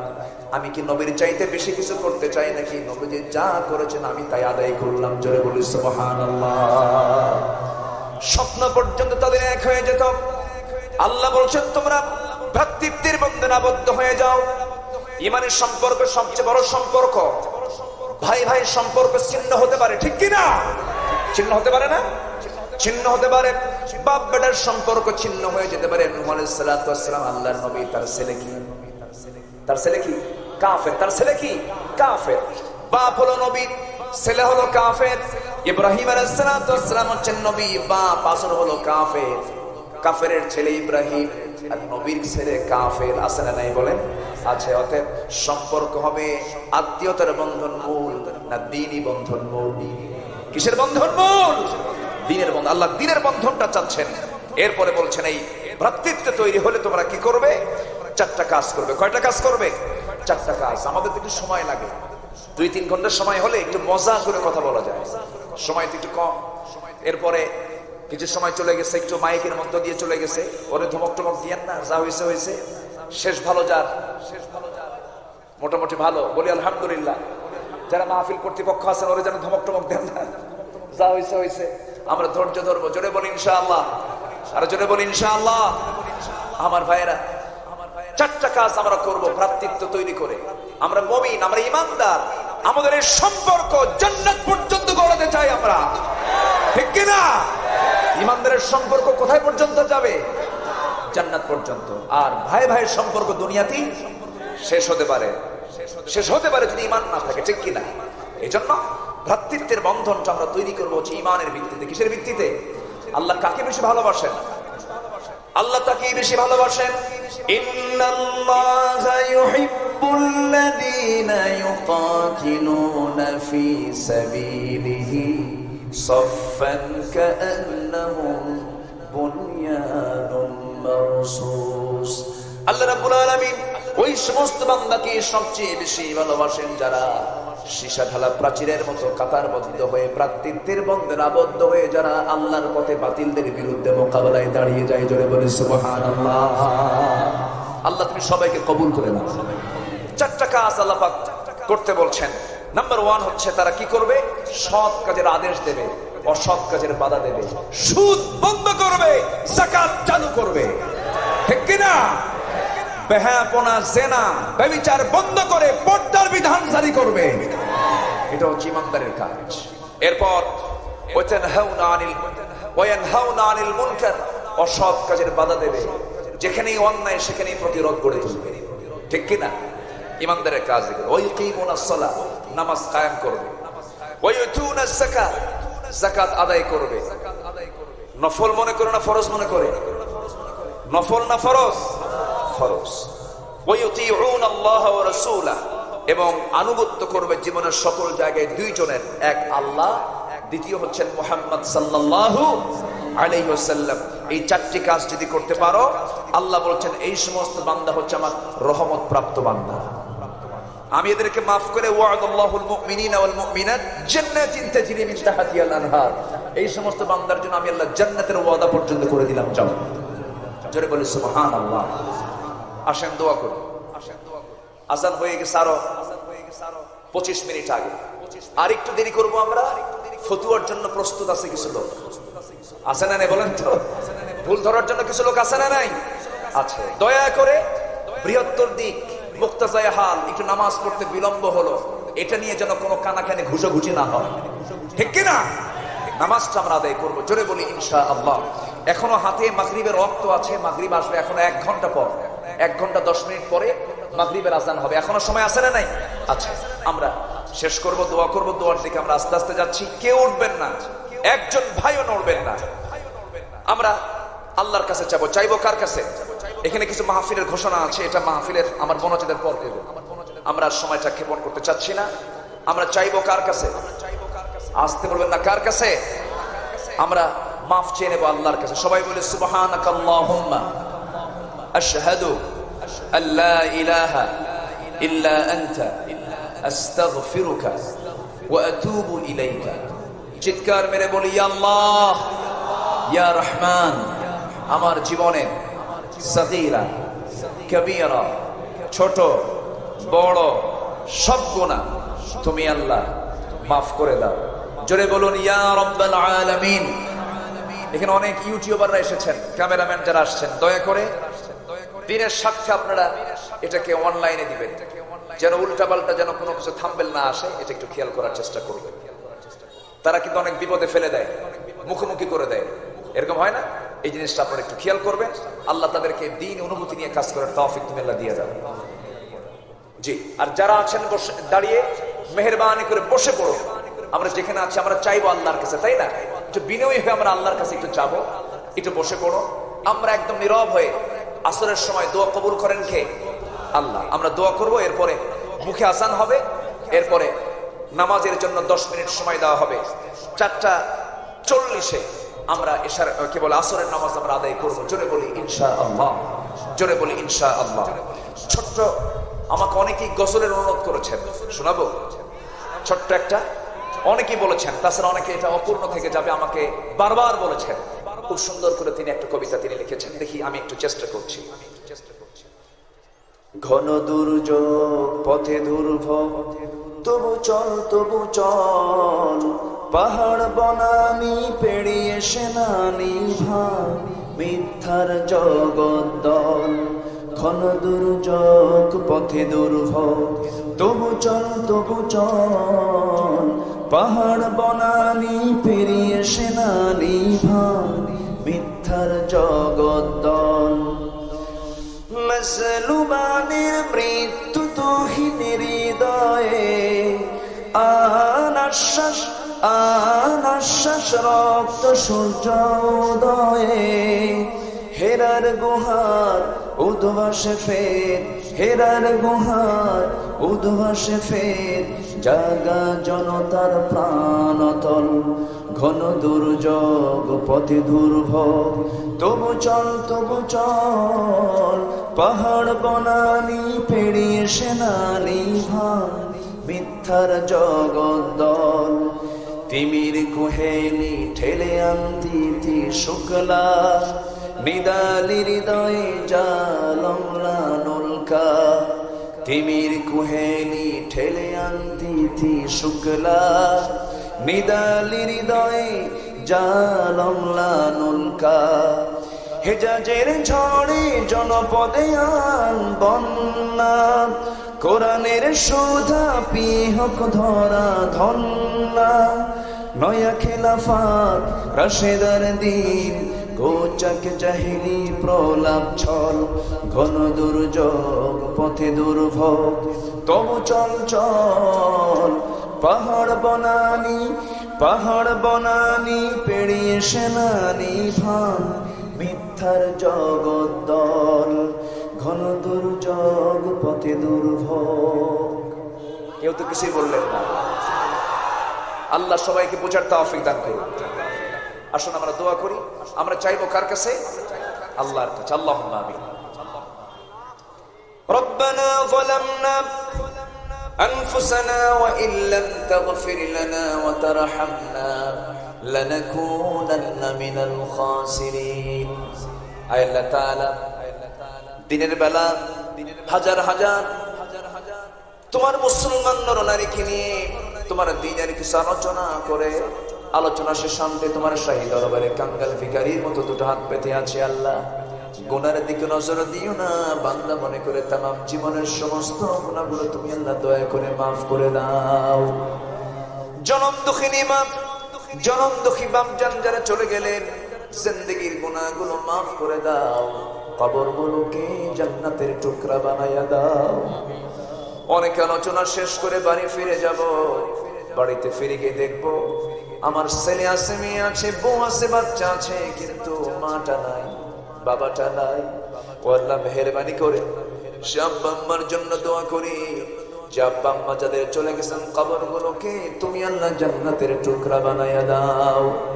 সবাই চক্ষু বন্ধ করুন, হাত একটু উঁচু করে আল্লাহর শেখানো দোয়া পড়ে মন থেকে দিল থেকে সবাই বলুন, রব্বিরহামহুমা কামা রব্বায়ানি সগীরা, রব্বিরহামহুমা কামা রব্বায়ানি সগীরা, রব্বিরহামহুমা কামা রব্বায়ানি সগীরা। আল্লাহ তাআলা বিশেষ করে এই মাহফিলের আয়োজন যারা করলেন, শোনার জন্য দূর দূরান্ত থেকে যারা আসলেন, বিনিময়ে কাল কিয়ামতের কঠিন ময়দান যেদিন কেউ কাউকে চিনবে না, এমনকি মা পর্যন্ত সন্তানকে অস্বীকার করে বসবে, যেদিন মানুষ কাঁদতে কাঁদতে চোখের পানিগুলো পড়ে যাবে, চোখ থেকে রক্ত বের হওয়া শুরু হয়ে যাবে, সেই কঠিন মুসিবতের দিনে এই মাহফিল আমাদের সবার জন্য তুমি আল্লাহ নাজাতের মাধ্যম বানায়া দিও। আল্লাহ তাআলা মুজিবুর রহমান ভাইকে কবুল করে নাও, লুৎফর রহমান ধাপক ভাইকে তুমি আল্লাহ কবুল করে নাও, বিপুল ভাইকে কবুল করো। অনেকের নাম তো আমার জানা নাই, যার যা চাওয়া তুমি আল্লাহ পাওয়া করে দাও। সুমন ভাগ্যবান যুবকের নাম তুমি তার খেদমতকে কবুল করে নাও। এলাকাবাসী এই মনসিবপুরের প্রত্যেকটা ঘরকে তুমি আল্লাহ ইসলামের দুর্গ বানায়া দাও। ঘরে ঘরে খালিদ বিন ওলীদের মতো যুবক তুমি আল্লাহ পয়দা করে দাও। আয়েশা খাদিজা সুমাইয়ার মতো মা ঘরে ঘরে তুমি আল্লাহ পয়দা করে দাও। মাদের দিন বোঝার তৌফিক দিয়ে দাও, কোরআন বোঝার তৌফিক দিয়ে দাও, দিন অনুযায়ী জীবন গড়ার তৌফিক তুমি আল্লাহ দিয়ে দাও। কোন দিন দুনিয়া থেকে বিদায় হব জানি না, ডান হাতে আমলনামা না আসা পর্যন্ত কবরে নিও না। আল্লাহ তাআলা অনেক অনেক প্রকার দোয়া চেয়েছেন, যার যা প্রার্থনা তুমি আল্লাহ দয়া করে মঞ্জুর করে নিও। মালাকুল মউত কোন দিন আসবে জানি না, আয় আল্লাহ তাআলা মরতে যখন হবে শহীদ মওত দিয়ে দিও। ও আল্লাহ যখন মরে যাব রে, নাম ধরে কেউ ডাকবে না, মুজিবুর রহমান মারা গেছে এই কথা বলবে না, যখন মারা গেছে বলবে তখন বলা শুরু হয়ে যাবে লাশটা ঘর থেকে বের করো, লাশটাকে গোসল করাও, লাশটাকে জানাজা দিয়ে দাও। বউ পর্যন্ত ভয় সামনে আসবে না, সব দূরে দূরে থাকবে। গোসলটা হয়ে যাবে, বলবে লাশটাকে কাফনের কাপড় পরাইয়া দাও, লাশটাকে জানাজা শেষ করাইয়া দাও, লাশের মুখটা খুলে দাও, সবাই দেখে যাক। আমার মুখ সবাই দেখে দেখে চলে যাবে রে, সময় বলবে খাটিয়াতে চড়াও, লাশটাকে কবরে শোয়া দাও। কবরে শোয়া দেবে, বাঁশ চাপা দেবে, মাটি চাপা দেবে, ওই কবরে রেখে আসবে। 4 দিনের মাথায় মাথার চুল নাই, 7-8 দিনের মাথায় নারী বুড়িগুলো চোখ কান নাক দিয়ে বের হয়ে আসবে। 60 দিনের মাথায় 2 মাসের মাথায় গোটা দেহে হাড় ছাড়া কোনো কিছুই থাকবে না রে আল্লাহ।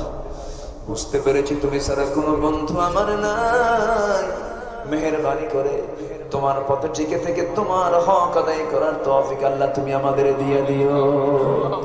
তোমার পছন্দের বান্দার কাতারে শামিল করে নিও, মওতের সময় জারি করে দিও সবার জামানে লা ইলাহা ইল্লাল্লাহু মুহাম্মাদুর রাসূলুল্লাহ।